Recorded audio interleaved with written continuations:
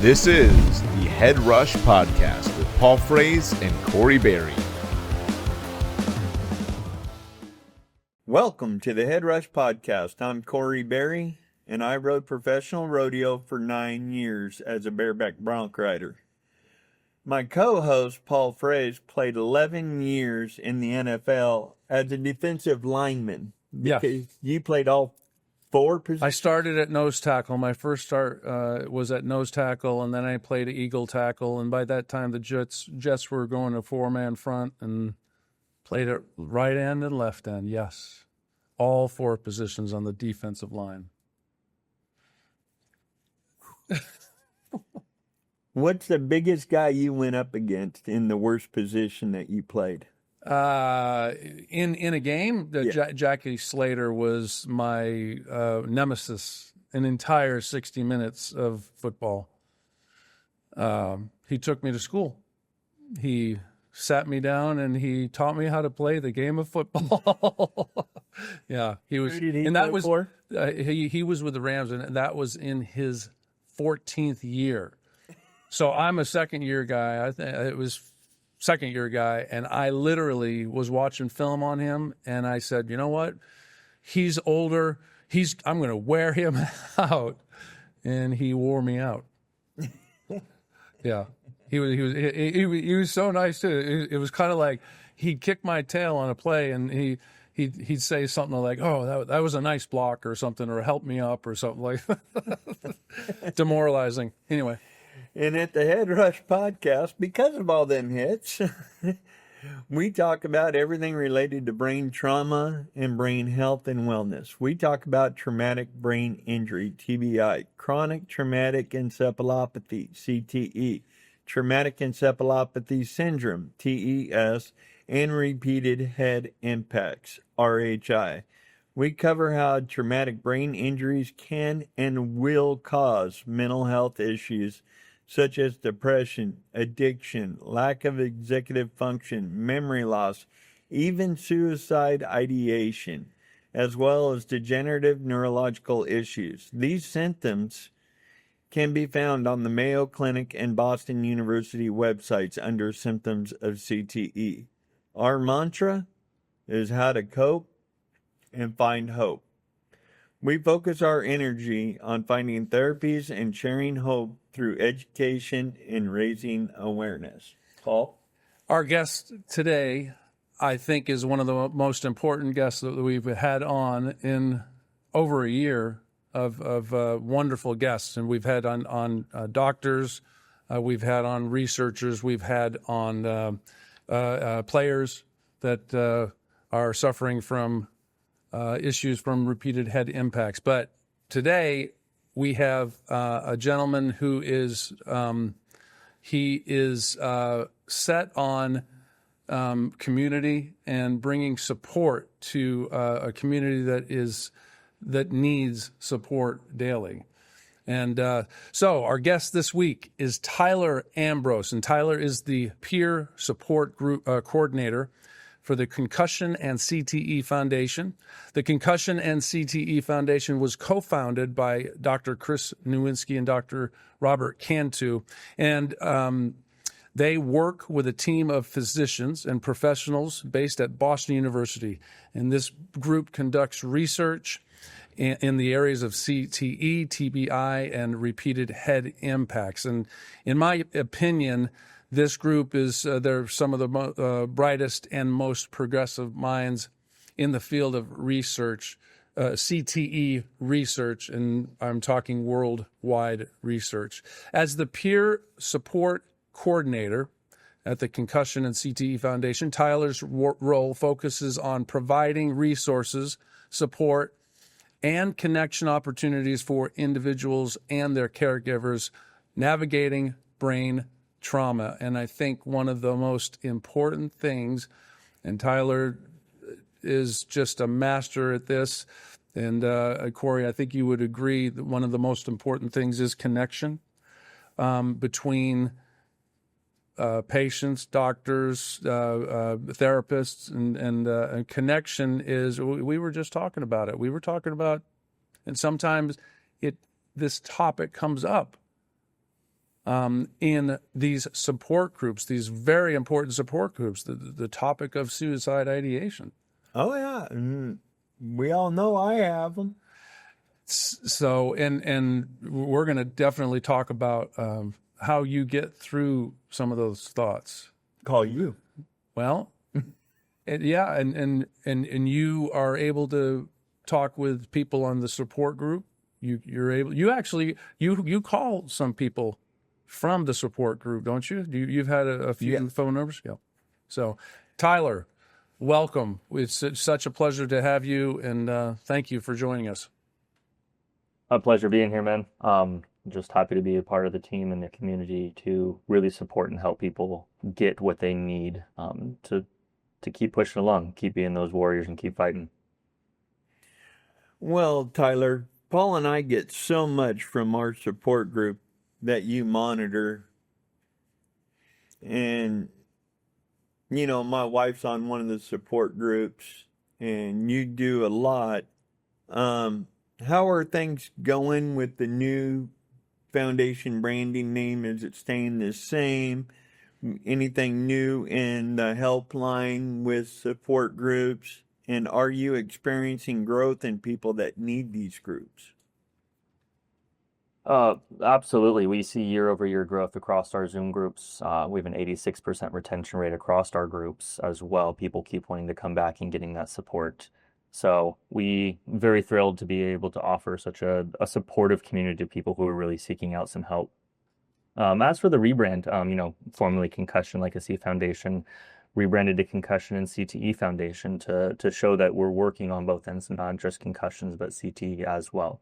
And everything's pretty much stayed the same for the helpline. We're still offering services, providers in your areas, resources, recommendations, and as much support as we can possibly offer.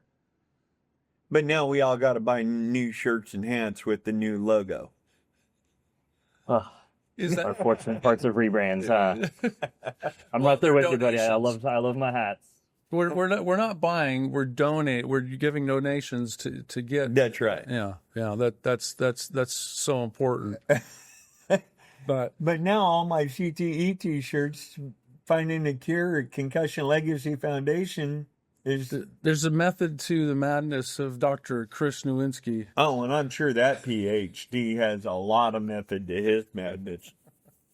But and we can. I'm sorry, we're not being disrespectful at all. I've known Dr. Nowinski for 25, almost 30 years. He actually used to help us with a foundation in my son's name. And he helped us raise money for that foundation years ago. So he sold a lawnmower, didn't he?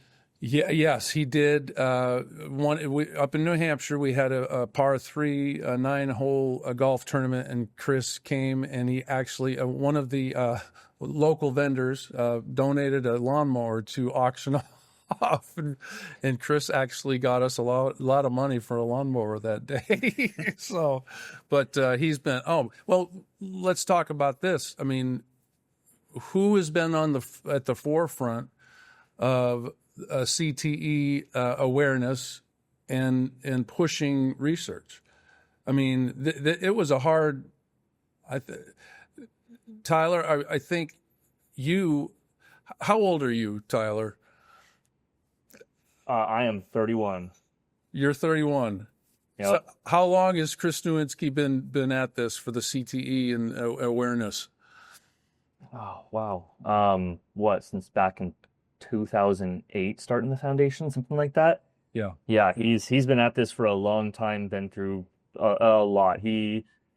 I get to talk with Chris sometimes, and he's got the biggest heart. He's a fighter. He's passionate. He wants to help people, and Right. He really fights for that aspect. So Chris is gone through it, and late nights, many emails, nonstop working. He's an incredible person, and couldn't talk more highly about him. and been booed off stage and everything. Called everything. And early on, obviously, he was ostracized. Dr. Bennett Malu experienced that in Pittsburgh and in general in the doctors community. Karen And Doug Zekel, they've experienced it. But Chris, I've experienced it a little bit. Yeah.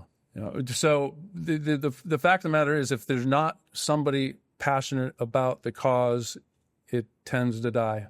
Right. And we're very fortunate of the leadership of the Concussion and CTE Foundation.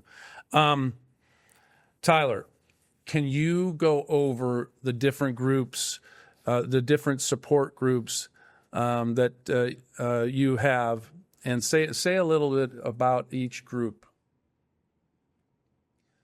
All right. Yeah, we have 7 groups now. Wow. Different aspects, different areas. So starting off our PCS patients, post-concussion syndrome patients group, for those with concussions, TBIs, PCS, persistent post-concussion symptoms, and open sharing format for across all of our groups. Many of our groups have voluntary participation where you can sit back in the background, listen and participate when you're ready. A lot of people aren't ready to share their story, their symptoms, their struggles. And the PCS patients, it's one of our biggest groups. We have people that will drop in and out of the group, people that are feeling comfortable or just say, hey, I'm really needing this group today because my symptoms are really rough. And so they'll jump in, they'll share some stuff, they'll ask some questions, they'll get their resources. We always end on a positive note, and there's always a ton of resource sharing, a ton of tips and tricks to get by day to day, or just navigating new life with a concussion, or just getting through PCS. So it's not just the athlete. It stems out from. I mean, you don't just have a support group for athletes that have been playing concussive sports. It goes. You have a plethora of opportunities for people to get help. Oh, absolutely. I mean, we have people that come from all different age groups. People that are teenagers that are listening, people in college, middle life, people who are older. It stems up and down. We have people that are athletes. We have people that have had car accidents, falls, sports. We come from all different walks of life, and the great thing that brings us all together is that we're there to support one another, and it really is a peer-to-peer led group. I'm happy to sit there and help facilitate it and offer some tips or tricks I've heard from past meetings, but these amazing people that are really fighting to get their life back on track or get support are the ones that offer support to one another. And I couldn't be more thankful for them for creating such an amazing community. If you've been told it's all in your head, but deep down you know something is wrong, listen closely. Brain fog, depression, anxiety, irritability, even PTSD. These are not just mental issues. They may be signals of neuroinflammation and hormonal disruption, root causes that traditional medicine often ignores. At the Millennium Health Centers, founded by Dr. Mark Gordon, they have helped veterans, athletes, and everyday people restore brain function using a medical process called the Millennium Protocol. Take their free brain health assessment at tbihelpnow.org and discover if inflammation, not weakness, is holding you back. You're not broken, you're unbalanced, and balance can be restored. And so that's a PCS support group. What's the other 6? All right. I can go through those a little quicker now that you have a better backbones of what these groups offer in terms of both anonymity, if you want to sit in the background, change your name, and participate when you want to. But next over, we have the amazing CTE patients group, and suspected CTE patients group, amazing group of people. You guys know that group, how supportive it is, and the hope that it really brings to a lot of people. And a lot of our meetings, you talked about suicidal ideation. We had one of those really tough conversations about 2 weeks ago.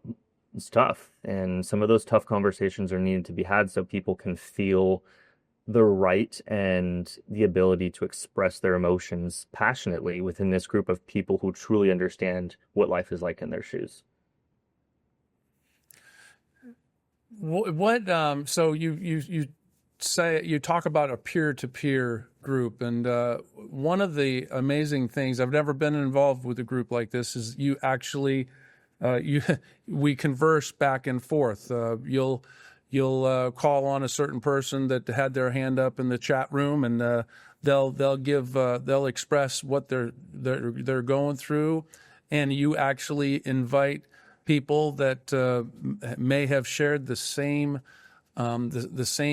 tragedy, trauma, life experience, and it's an open forum where you allow peers to have that discussion. And man, I always love, what you do as do I call you a therapist, or what you do in reaffirming, you reaffirm somebody's share, and then people actually feel very comfortable to chime in and just talk through it. And Tyler, we lost your picture. I don't know if you're still there, but Still here. no, wonderful, good. Yeah. Do not call me a therapist, because it does not do justice to those out there truly doing the work of a therapist. I'm not a professional, counselor, psychologist, and that's not what we offer for peer support. This is an opportunity for peers to connect with other peers. I mean, how many doctor's appointments do you have? Therapy appointments, psychology appointments, psychiatrist appointments. There's so much medical that everyone has to do, that this is a good opportunity to step away from that and talk with other people who are like, yeah, I, keep checking the microwave for my coffee, but it's not there. And those memory problems, it's the small things that they get to talk about that really make a big impact in the way that they view themselves. And we can normalize that more within this group, that you're not the only one going through it. There are other people out there, and you're not alone in this. I think I think it's so important too for people listening to this and wondering what a support group is, and how, I'm worried about sharing my story, or I really don't want to get involved. The bottom line is you become, and I don't know some of the names personally, but I know some nicknames, and I'm not going to say them. But one is from the Northeast, and he's a Boston Red Sox fan, and I grew up a Boston Red Sox fan. So I mentioned, hey, do you like the Red Sox? And we almost you have a camaraderie. And this is men and women, black, white, everything. You have a camaraderie, and you get connection. And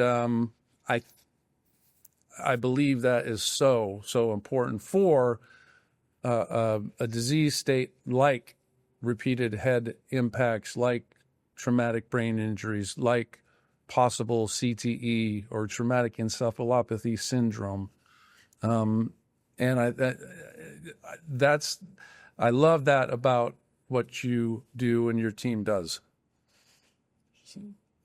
Couldn't be more thankful to be a part of that community and bring so many people together. And it's great that we can build the rapport in the groups, open it up for people to feel comfortable enough to talk not just about their symptoms, but a little bit about themselves, and those small connections we make with one another that bring a little bit more ease to the tension of what everyone's going through, and touch on some of those more real and raw reality symptoms and circumstances that people are sitting in. So absolutely love to be part of the community. And like you said, it's a big community. We have people from all different walks of life, similar to the PCS patients, and it brings us together. It brings us to become a family that we can lean on one another when we're really struggling, such as, when Corey reaches out and calls you on some of those tough days, or reaches out to me, and, we're there to offer him some support, and this group does that. And so PCS patients and CTE patients meet twice a month, easy registration, easy join button. They get sent out to jump in. We try to make this process as easy as possible, and as always, try to keep a high level of confidentiality. So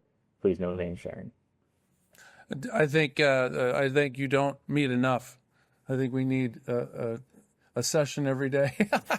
Well, I don't know about that, but yeah, it would be nice. And it being every 2 weeks is great. The one being at noon's a little bit off, then the one at night. But it's pretty much all of us are the same ones on both of them anyways, on our support group. And I think it's the same with the one my wife's on. My wife's on, what's that one called? Well, she's on two of them, Caregivers and then another one, Ambiguous Loss. Yeah, so two more groups that we have, the suspected CTE caregivers and the impacts of brain trauma on families, two separate groups. I facilitate the CTE caregivers group, and then Tammy McLeod, she facilitates the impacts of brain trauma on families. She also had an incident with her son when she was younger, and life-altering, requires 24/7 care. And so she helps the group speak on ambiguous loss, which is the grief of not losing someone to death, but to severe psychological, behavioral, cognitive changes. And it's something that's very difficult to a lot of families to try to figure out and how to deal with. And so she does an amazing job at supporting anyone who jumps into this group and asks questions and shares their story. And then the suspected CT caregivers group is equally amazing.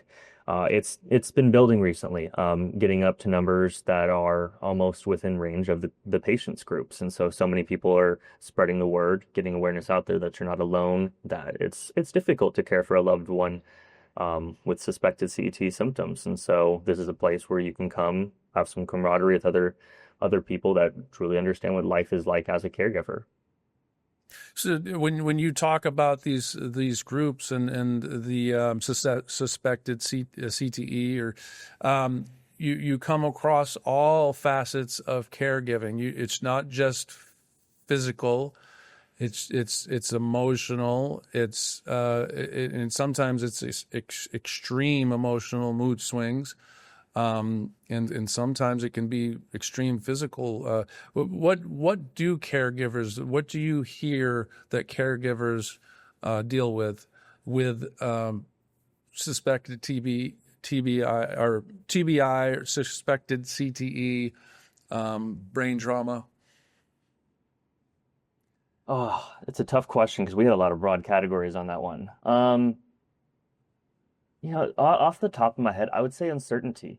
There's so much uncertainty when it comes to, the volatility of emotions and memory and figuring out what's going to work and what's not going to work, because different things will work for different people, different therapies, different medications, different activities. And the uncertainty is something that it would make anyone feel almost crazy. And a lot of the times the people that come into our group, they'll share and they'll be like, am I crazy? Am I alone in this? And everyone will speak up like, you're not crazy. I'm going through this. I understand. It's difficult. And the uncertainty of knowing what's going to come the next day or the next month or the next year, it's a lot on these caregivers.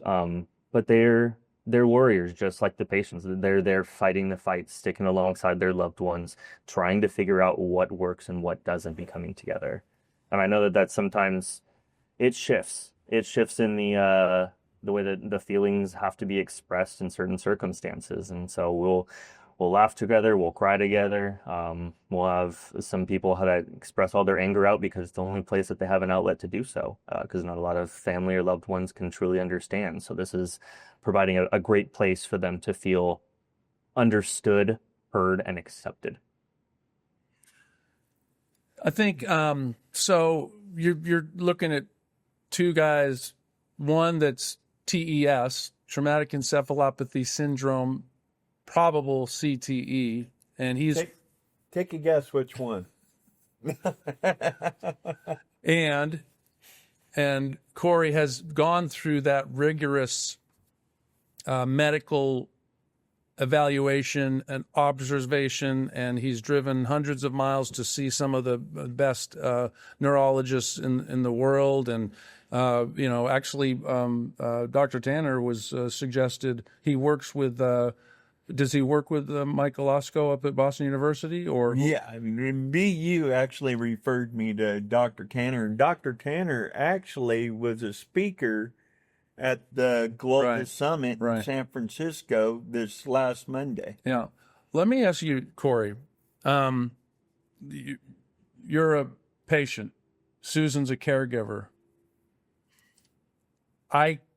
What are a couple of the things, and I don't want you to, I want you to tread lightly and just have a pragmatic approach. What's pragmatic mean? Meaning take the emotions out of it a little bit and just kind of facts are facts. And because I know this is an emotional situation for you.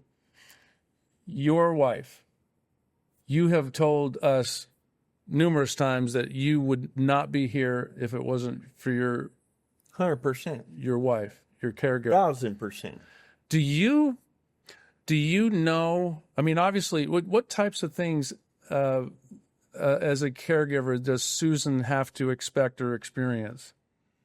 And if you don't want to talk about it, that's, I know you're an open book. You know, when I'm in my dark mood, she has to deal with that. It's like yesterday, I had a real bad day. You know, I went to clean the P-traps and I took the P-trap off. Brain injury 101, what do? I take the P-trap and I run it through the sink to clean out the P-trap. Then I set the P-trap down, I wash my hands, grab a towel, dry, turn off the water, then I look down and realize, shit, there's water coming out on the floor because I didn't put the P-trap back. And then I made myself breakfast yesterday and I had to go to the bathroom. So I went to the bathroom, washed my hands, came back out and watched TV. And then I was thinking and I looked over at the kitchen and there's my breakfast. So right now we can chuckle a little bit about the P-trap thing. Or the breakfast thing, but you were very distraught. I was pissed. Yeah, I actually teared up probably half the day yesterday, going, Jesus, why can't I be normal? Why? 5 years ago, I would not even have thought about running the water without a P-trap underneath. I mean, it's just idiotic, and that's what. Don't beat yourself up. I mean, no, honestly, it's idiotic. Let me ask you a question, Susan. How does she respond as a caregiver? Does she come in and say you're an idiot, or does she come in and say, "Hey"? All depends on her mood. We all know my wife, Tyler. She's she's got to be a strong person to be a caregiver. But I mean, it's kind of like me leaving the almond milk in the pantry instead of the refrigerator. Well, I say they have almond milk on the storefronts on the shelves. They don't. Right, but it was open. It was open. Okay. And my wife looked at me and said, "Who cares if it spoils? Yeah. Who cares?" But there's other times that she's in a bad mood or got a headache or just tired of me. Well, it's 24/7, isn't it? It is. I mean, my wife's look at last night and how my wife was this morning. Mm-hmm.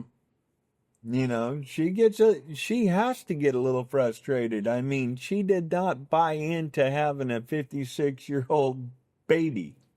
Wow.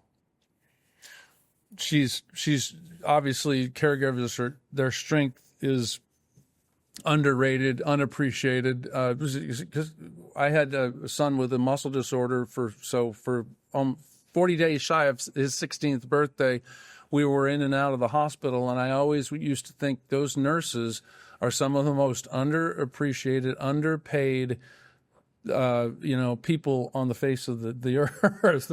But it's your wife is a nurse. She's a caregiver. Yeah. I mean, at what point, how do I say, I love my wife with everything in my life, my soul, my body. If anything was that, I don't even want to go there. But at what point am I her patient, and at what point am I her husband?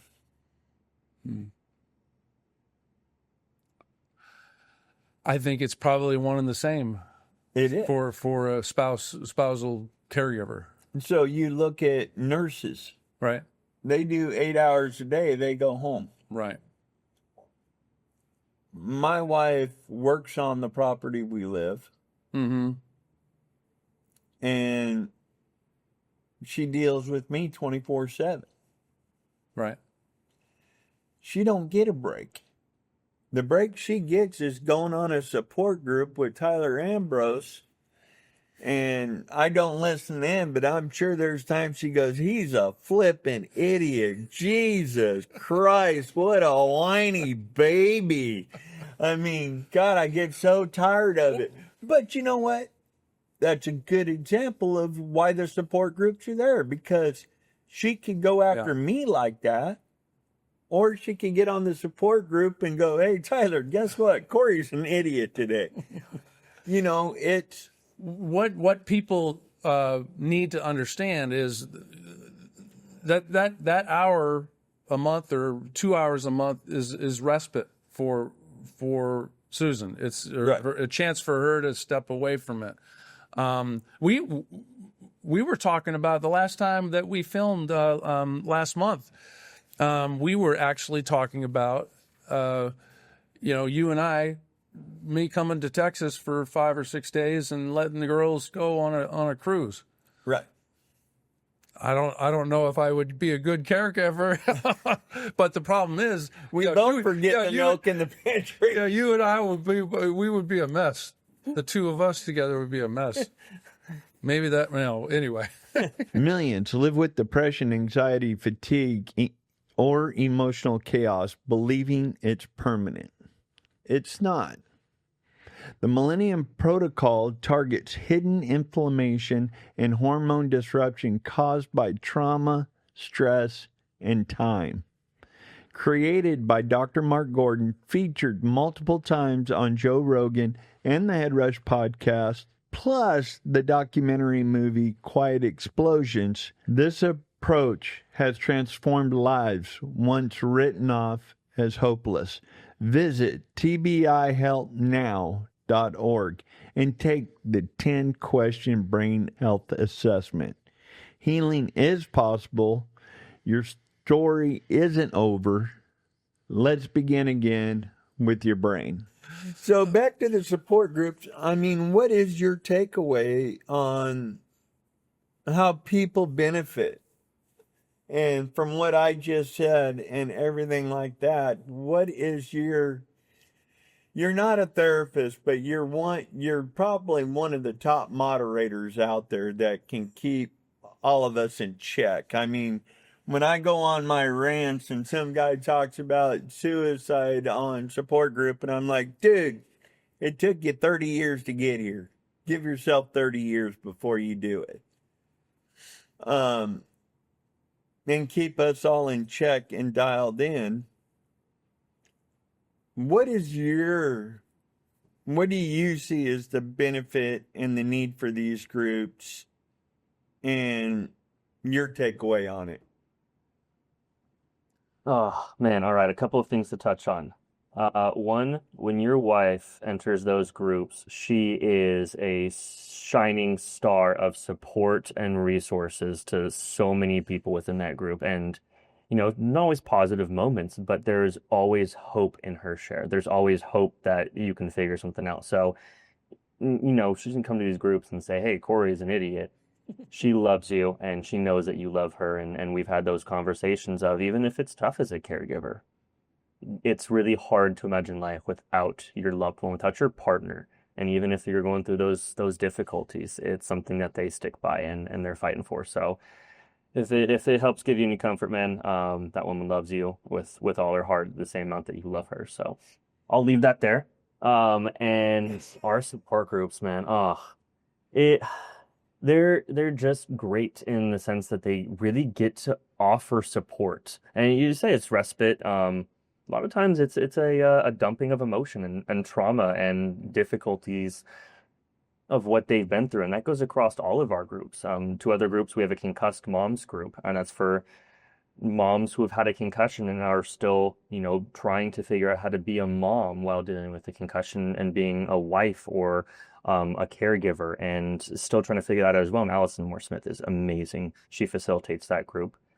We even have a group in Alaska for Alaskans facilitated by Dr. Adam Grove, and he does an amazing job at offering support to Alaskans who are struggling in their own unique circumstances. But across all of our groups, we really just want to offer people the opportunity to not feel isolated, not feel alone in what they're going through, and to provide them hope that there are ways they can mitigate their circumstances or their symptoms, or for our concussion groups, find a path to being, recovery of where they want to be. Sometimes people find new normals, but other times people find a way to get past their symptoms or deal with their symptoms day to day where they can live the life that they were looking for. And that also goes for people with suspected CTE. We've had people in the group that, when they first came to the group, man, they were a wreck, and they just had sob story after sob story of what they were going through. And it's hard. It's a really hard thing to sit in there and listen and not to be able to reach through and give these people a hug. Because I wish I could. I'm a hugger, and I want to be able to offer people that kind of support. But to listen to them, and then 4 months later they're coming back, hey, I tried this new therapy and I'm feeling better on this, or I tried this and I'm looking forward to the results, and hearing the hope in their voice. And it was from the group that they found, like a neuro-optometrist to fix some things with their vision, or a cognitive behavioral therapist, and they're starting to turn some things around that they can actually control. So the groups offer the lived experience and wisdom of people who have been through it, who are going through it. And, we're always looking for more people to join who have a little bit more experience in the areas and can offer the support to people. So we have our volunteers, and sometimes they'll jump in and they'll answer questions as best as they can. But again, it's not professional. It is peer-to-peer, but it's still really good advice, love, compassion, empathy. Everything that we want to embody in these support groups is truly what the peer-to-peer connection is about, and absolutely thrilled to be a part of it. Well, in the last 2 support group meetings, I was off. The last one, I didn't even have the camera on because I was laying in bed and muted and everything, and was just like, I'm just going to listen because, we had that bad storm, and I've fallen twice in the last 2 months and gave myself concussions. And so I've had 2 concussions in the last month on top of all the other ones I've had. Slipping on ice and my knee going out. But, when I'm on the support group and I'm not in a bad way, I like to think that what I have to say means to people, just like when you talk. And when other people talk to us, it resonates to let us know we're not alone. Right. That this is not a disease. This is not a poor me moment. This happens to a lot of people. Right. And I think I see that constantly. Yeah. I mean, I've heard some people. I mean, I've heard people respond to your shares saying, "Hey, Corey, that helped me," and it is important to talk, speak up, and because sometimes if we have to give this a voice. I think the support groups give us the opportunity to give TBI and CTE a voice, and this dialogue, if it doesn't happen, it's so much darker. The disease and the caregivers' lives will be are so much darker without this hope. This is why we do what we do. We don't make any money with the HeadRush podcast. We don't do this for our health. We do this to share hope and Help. And help. And if you're dealing with anything health, brain health and wellness related, and you need to talk to somebody, these support groups are just crucial. And where's the best place to go? Well, you can go to the HeadRush podcast, and we could direct you, but we're not the best place to go. The best place to go is to the Concussion and CTE Foundation /helpline, right? Mm-hmm. Oh yeah, our helpline coordinators, managers, they are incredible. I cannot speak highly about them enough. Trisha, Courtney, Madigan, they help so many people, and they do it with a passion that exemplifies exactly the mission of our company and what we want to do and support people. And every time I've ever spoken to anyone after, a peer support intake call, people looking for peer support, they come from the helpline and they're like, oh, Madigan was so sweet. She helped me with so many things. And Courtney really delved into finding me the resources I need to. And Trisha was just so kind in what she spoke to. She really understood what emotions I was having. They are doing frontline work to really provide the help and resources and support that so many don't know is out there. And it's amazing to work with them. I absolutely love it. We're going to get into when you have to put down put down your fist and be hard on people. Tyler's never hard on people. I was going to say, I don't think I've ever. Tyler gave me a hard stop, I think, once. After 17 minutes, or no? No, it was. I was getting a little too harsh, and he personally texted me on my cell phone and went, maybe back off of this a little bit. He might. What? It's a fine balance of tough love with support, and sometimes there are some people who you tell me pull yourself up by your bootstraps and get on it, and that's one of the main important aspects of peer support is coming from so many different backgrounds. So much understanding, so many perspectives, is that sometimes we have people in the group that need a little bit of tough love, that they need to hear, hey, you're going to be okay. Like you're going through a really tough time. Don't think about suicidal ideations. Don't plan the date. Have the hope and give yourself a couple of days to relax, de-stress, and come at this again. Corey's tell people, you can call me. If you think you're going to do it, call me.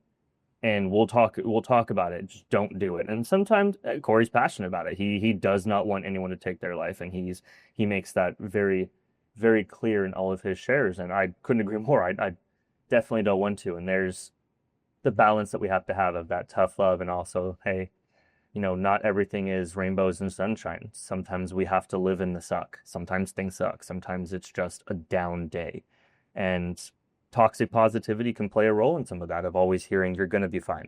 You're going to get through it. Just keep going. And sometimes you just need to say, look, I'm sorry you're having a tough day. We're here for you. Unload. Let me hear it. We're here for you. And we do a really good job of that in the group. And Corey definitely provides a lot of his tough love. And a lot of times it's necessary. Don't get me wrong. Sometimes I'm like, well, let's circle back. But that's the whole purpose of it. Peer-to-peer led and peer-to-peer supported. You have the gift of, you can even affirm in saying, let's circle back and go back and look at it. You still affirm, and it's pretty powerful. So man, I've heard you allow some writings to be expressed. We had one gentleman that just wrote an unbelievable poem that you've had many times. You've had him read it many times. From Boston. Yeah, and it's powerful. But let's go over some of the actual rules that you have to keep in order to keep everybody feeling safe and heard. Whether it's administrative stuff, is there HIPAA involved? This is not a medical support group per se, but what do you have to be aware of? A big one is confidentiality. And we really try to push that for a lot of groups. We don't have any recording within the group. We don't have any contact sharing of information. We push people towards our CTE resource Facebook group where you can meet other members, stuff like that. But we really try to make sure that the confidentiality is there for people to feel safe enough to share what they're going through. Because we have people that are public facing. We have people that, still dealing with some stuff with their families, and they don't want to have too much of their information out there or their story. And so we have people that will have pseudonyms and people that want to remain anonymous. So confidentiality is a big one. We don't share emails, information, anything with third parties. Everything's kept in-house and only retained in case we need to reach out for additional support. And, on top of that, we have a couple of in-group rules, such as, 3-minute timers for people to be aware of how long they're sharing for, trying to keep to the strict standard of, people raising their hands to share, because Zoom, when everyone starts talking over one another, it's chaos. So we have have pieces in place for people to kind of be like, oh, like I want to share, and then I can throw it over to them and push who's next and even get some responses in there. But overall, not telling anyone what to do, saying what works best for you and how that's impacted you is a great way to go about things, as well as not sharing any dosages of medications, because that's left up to professionals. And I am not one to do so. None of us in the group are ones to do so. But, we try to offer as many alternate perspectives, therapies, tips, tricks, medicines, anything that someone could go and do some research on their own. And that's what I always tell people: do your own research, look into it yourself. This is not professional advice. These are people that have tried things, experienced things, and now, look into it to see if it's a good fit for you. Stop. CTE.org proudly sponsors the HeadRush Podcast. Karen and Doug Ziegel, they are founders. Karen founded the Patrick Grisha CTE Awareness Foundation, and they are one of the most comprehensive websites regarding repeated head impacts and chronic traumatic encephalopathy. They work with legislature. They've been doing this for about 10 years. They're the grandparents of CTE in my book. So don't knock it. StopCTE.org. Well, yeah, that's interesting too. You do allow people to say, "Oh, I tried TMS and it was good for me," or "didn't do anything for me," or I'm working with red light therapy," or whatever modality it is. They'll even share the link. Right. Exactly. So you share the link and you say research it yourself. So you talked about a 3-minute timer. And you're over that. Who do you think? Who might be? And he may or may not be on the screen right now. But who is the biggest infraction? Paul Frase. The biggest culprit of speaking over 3 minutes. Paul Frase. Okay. What I will say about 3 minutes, man, is it's not enough time. It really isn't to share someone's story, their woes, their difficulties. People are going to go over it, and we know that. And, we're going to give each other, a little bit of crap for it here and there, because it's going to happen. And that's why I always tell this is awareness of other people that want to share and respond. But people are going to go over it, and it does happen. We try to keep it to the time constraints because, we only have 60 minutes for this meeting. And, I always wish we could have more, but we had to keep things within that time frame to make sure that everyone can keep that structure, because structure is important to a lot of people, especially when they're dealing with symptoms and trying to figure things out. So I don't fault any Paul or Corey for going over there the time. Well, I would say when a person dealing with this trauma has something to say, I have heard every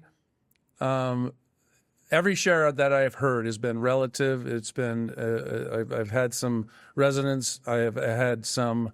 It's just good information and good content, and it's a support group. It gives you hope. It don't always give you hope, but it gives you hope for another day. Right. I mean, we can get pretty bleak. And when it comes to infractions, I've broken the email a few times. People ask me for contact, and I give them. And is this that's confession? one thing that the rules say: please do not share your contact information. But I private message them. Don't tell. Sorry, Tyler, Fleur, I couldn't hear you cut out for a moment. Exactly. Hey, I want to ask you: 86% retention rate. Really? I mean, Yep. Nothing has an 86% retention rate. Are you guys the first to talk to us about that? And why? Why do you think it is? I couldn't begin to break down the numbers for you, tell you if we're the first or even going to be the last. It's about the community. It's about the people who have found a space where they feel they truly belong in, and they found people who understand and empathize and know the difficulties of what they're going through. And I can't say that's just me. We have other facilitators. We We have Sam from the Adult Children of Parents with Suspected CTE. She's a staff member for Concussion CTE Foundation. Allison Moore-Smith of the Concussed Moms, Dr. Adam Grove, Alaska Group, Tammy McLeod of the Impacts of Brain Trauma on Families. We have so many great people facilitating these groups. It's not just me. And what we do have is community. Something that we try our best to provide is that safe space to be unload on us, let us know what you're dealing with. We're going to do our best to support you. And if that's what 86% retention rate means, that's what it means. That's all we want to provide. And I think it's just the fact that these people actually feel like they have a voice and they have been heard. This episode of the HeadRush Podcast is brought to you by our personal doctor and team of doctors, Dr. Mizelle DeMayo, and she's with the Paradise Behavioral Health, and we are in the Brainwell program, which is also part of the Millennium Health Center. Dr. Mark Gordon, you've seen him on Joe Rogan and even on our show, the HeadRush Podcast. And the hormones. And Mizelle is awesome. We love her. She's our doctor of psychiatry. She works the Mark Gordon program with the hormones, and she adds her twist of genetics, and it basically is melding two wonderful mediums together, and we're getting great help from Dr. Mizelle DeMayo. So please check out her website at paradisebehavioral.com. Look up the Brainwell program. Get involved.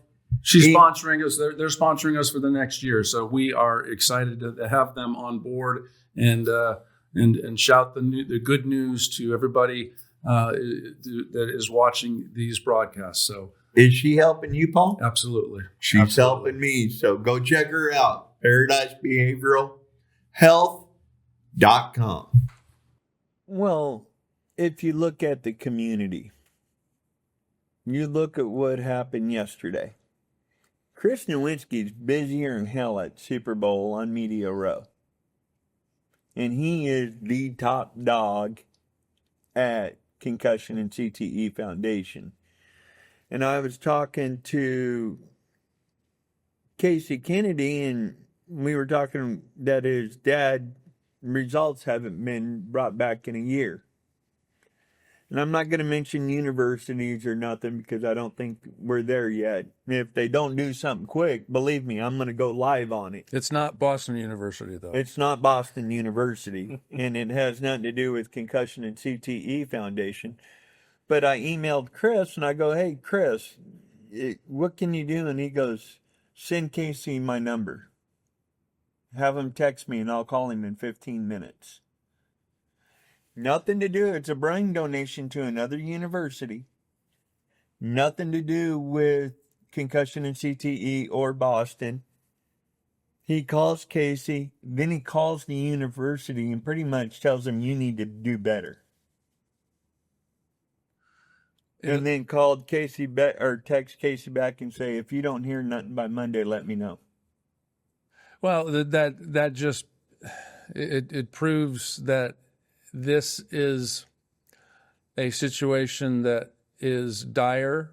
It's life or death. It's death. It means lives are and finding a diagnosis tool, finding out how they can find out in the living if one has CTE, and then going to work on potential therapies.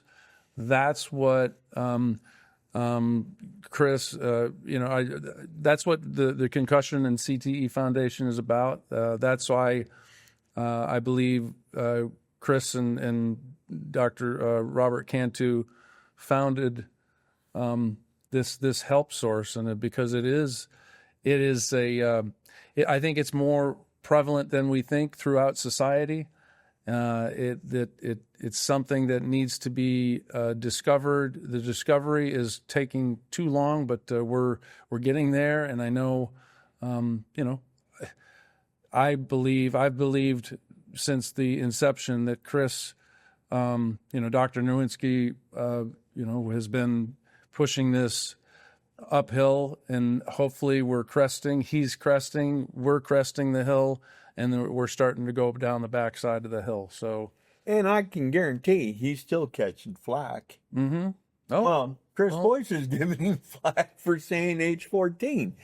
But he's such a strong advocate. he's not going to back down. No, he's a strong advocate for us. Well, he was Chris Harvard. Chris Harvard. He was The he was a WWE defensive wrestler. he was a defensive lineman for Harvard first and foremost. Right. Just like you were a bucking bronc rider. Is that correct? Yeah. That's the way to say it. I was a bronc rider. You don't have to say don't have to- bucking bronc. But it's Can you tell I know nothing about rodeo? I'm learning, Tyler. I'm learning. But, when it comes to Concussion and CTE Foundation and the helpline, they've helped me. And I will admit that it took Boston University to get me to Tanner. And then things started helping from there. Because I'm a different story than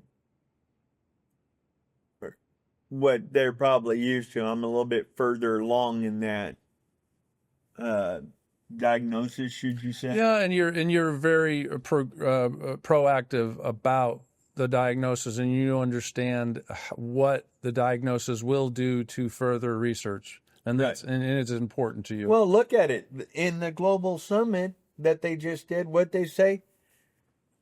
Trials for CTE not ready. Because we need biomarkers, we need TES. We should start that now. Guess what, ladies and gentlemen? You have the diagnosis, and I'm first in line for that research. NFL doesn't matter no more. I'm first in line for that research. yeah. Where are you? I'm stuck setting appointments with somebody like Dr. Tanner so I can see where I'm at. So see where, what I'm. So, all right. We like to end on a word of hope. Yes. Tyler, can you give us, can you close us out with a word of hope for our listening audience? If anything that I can get across is that you're not alone. There's going to be plenty of times where you feel isolated. Nobody's going to understand. Sometimes you're going to feel stuck and you don't think things are going to get better, or you're going to recover, or you're going to be back to the spot where you'd like to be at. And just know that you're not alone in feeling that way. There are people out there who feel that exact way. They're still fighting, and they're fighting not just for themselves, but they're fighting for you as well. And reach out, because there's a lot of people out there that want to help you. There's a lot of people out there that want to support you. And sometimes it's a fight to figure out who that is and where they are. But here at Concussion CTE Foundation, you can find that help. You can find that support. We're going to be there for you. We're going to do our best to support you with empathy, with compassion, with passion. And just always know that you're not alone. That's what we needed. That's awesome. And once again, ladies and gentlemen, if you need help, if you're suffering from a concussion or repeated head impacts, or you're having issues with your brain because of it, go to Concussion and CTE Foundation /helpline. They even got, I just found this out at the Global Summit, they got a 24/7 Dr. Robert Cantu now. Oh, really? Yeah, you AI? can go on the helpline. Yeah, AI? Robert Cantu is AI. And there's a .com somewhere in there. And there's got to be. Thank you, Tyler. Unbelievable episode. Great information, and we really appreciate all you do for our peers, and all you do for the Concussion and CTE Foundation. I keep All he does for us. Yeah. I mean, he texts me after a meeting and go, "You doing all right?" No. And he asked me yesterday, "How you doing?" I'm could be better. Well, there's reach out to them, and if you have issues, and stay alert, stay alive.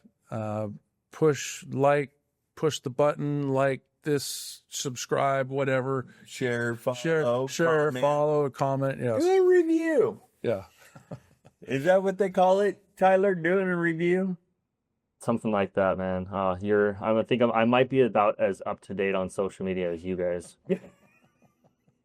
I just like to be in the thick of it, man, talking with the people. That's what I like. So happy to be here, and happy to support all those in need of help. And book a call and we'll chat and do my best to support you. Thank you so much, Thank Tyler. you, Tyler. All right. This does it for another episode of the HeadRush Podcast. Thank you, Corey Berry. Stay alert. And stay alive. We'll talk to you later. This podcast is for general information only and does not constitute the practice of medicine. The use of this information and the materials linked to this podcast is at the user's own risk. The content of this podcast is not intended to be a substitute for professional medical advice, diagnosis, or treatment. Users should not disregard and delay in obtaining medical advice from any medical condition they have, and they should seek the assistance of their healthcare professionals for any such conditions.